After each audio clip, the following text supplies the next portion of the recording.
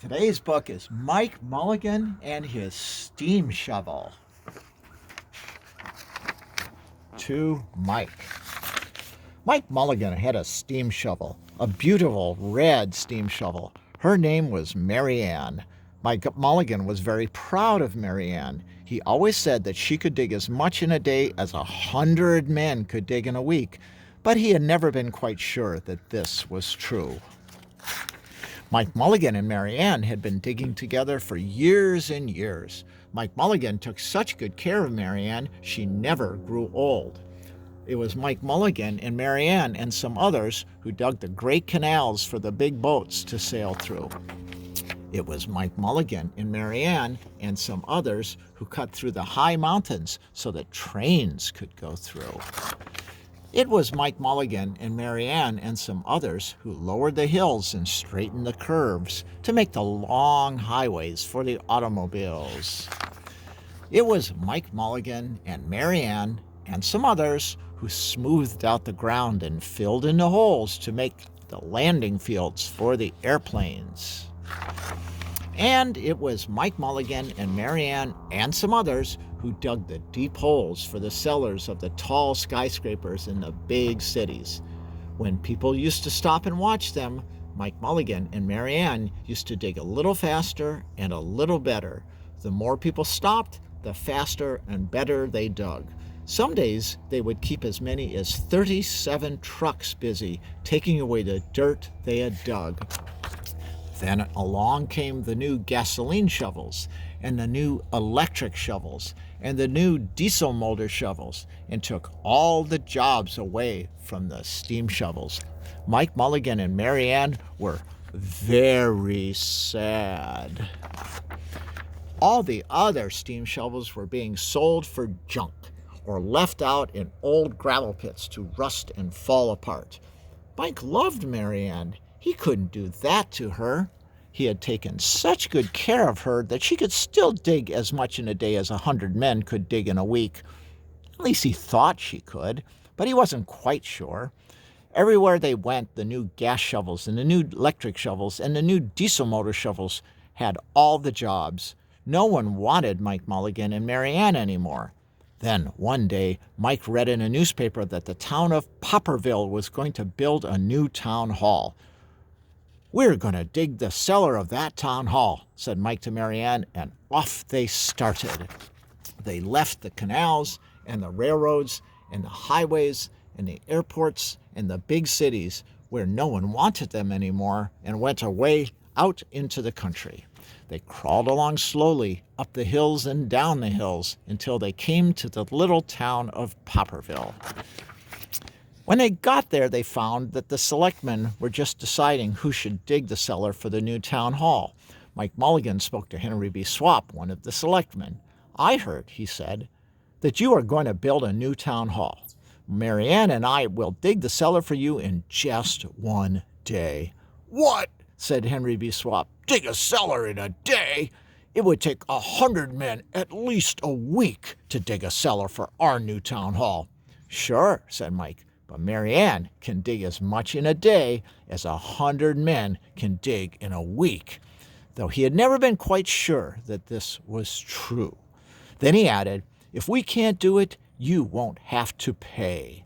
Henry B. Swap thought that this would be an easy way to get part of the cellar dug for nothing, so he smiled in a rather mean way and gave the job of digging the cellar of the new town hall to Mike Mulligan and Mary Ann. They started early in the next morning, just as the sun was coming up. Soon a little boy came along. "Do you think you'll finish by sundown?" he said to Mike Mulligan. "Sure," said Mike, "if you stay and watch us. We always work faster and better when someone is watching us." So the little boy stayed to watch. Then Mrs. McGillicuddy, Henry B. Swap, and the town constable came over to see what was happening, and they stayed to watch. Mike Mulligan and Mary Ann dug a little faster and a little better. This gave the little boy a good idea. He ran off and told the postman with the morning mail, the telegraph boy on his bicycle, the milkman with his cart and horse, the doctor on his way home, and the farmer and his family coming into town for the day, and they all stopped and stayed to watch. That made Mike Mulligan and Mary Ann dig a little faster and a little better. They finished the first corner neat and square, but the sun was getting higher. Clang, clang, clang! The fire department arrived. They had seen the smoke and thought there was a fire. Then the little boy said, "Why don't you stay and watch?" So the fire department of Popperville stayed to watch Mike Mulligan and Mary Ann. When they heard the fire engine, the children in the school across the street couldn't keep their eyes on the lessons. The teacher called a long recess, and the whole school came out to watch. That made Mike Mulligan and Mary Ann dig still faster and still better. They finished the second corner neat and square, but the sun was right up on top of the sky. Now the girl who answers the telephone called up the next towns of Bangerville and Bopperville and Kipperville and Copperville and told them what was happening in Popperville. All the people came over to see if Mike Mulligan and his steam shovel could dig the cellar in just one day. The more people came, the faster Mike Mulligan and Mary Ann dug. But they would have to hurry. They were only halfway through and the sun was beginning to go down. They finished the third corner neat and square. Never had Mike Mulligan and Mary Ann had so many people watch them. Never had they dug so fast and so well. And never had the sun seemed to go down so fast. "Hurry, Mike Mulligan, hurry, hurry," shouted little boy. "There's not much more time." Dirt was flying everywhere, and the smoke and steam were so thick that the people could hardly see anything. But listen, bing, bang, crash, slam, louder and louder, faster and faster. Then suddenly it was quiet. Slowly the dirt settled down. The smoke and the steam cleared away, and there was the cellar, all finished. 4 corners, neat and square. 4 walls, straight down. And Mike Mulligan and Mary Ann at the bottom, and the sun was just going down behind the hill. "Hooray!" shouted the people. "Hooray for Mike Mulligan and his steam shovel. They have dug the cellar in just one day." Suddenly, the little boy said, "How are they going to get out?" "That's right," said Mrs. McGillicuddy to Henry B. Swap. "How is he going to get his steam shovel out?" Henry B. Swap didn't answer, but he smiled in a rather mean way. Then everybody said, "How are you going to get out?" "Hi, Mike Mulligan, how are you going to get your steam shovel out?" Mike Mulligan looked around at the 4 square walls and the 4 square corners, and he said, "We've dug so fast and we've dug so well that we've quite forgotten to leave a way out." Nothing like this had ever happened to Mike Mulligan and Mary Ann before, and they didn't know what to do. Nothing like this had ever happened in Popperville. Everyone started talking at once, and everybody had a different idea, and everybody thought his idea was the best. They talked, and they argued, and they fought till they were worn out, and still no one knew how to get Mike Mulligan and Mary Ann out of the cellar they had dug. Then Henry B. Swap said, "The job isn't finished because Mary Ann isn't out of the cellar, so Mike Mulligan won't get paid."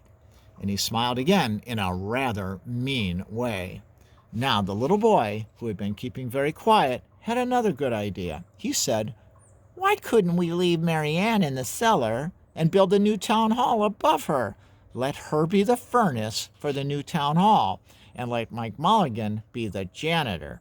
Then you wouldn't have to buy a new furnace, and we could pay Mike Mulligan for digging the cellar in just one day." "Why not?" said Henry B. Swap, and smiled in a way that was not quite so mean.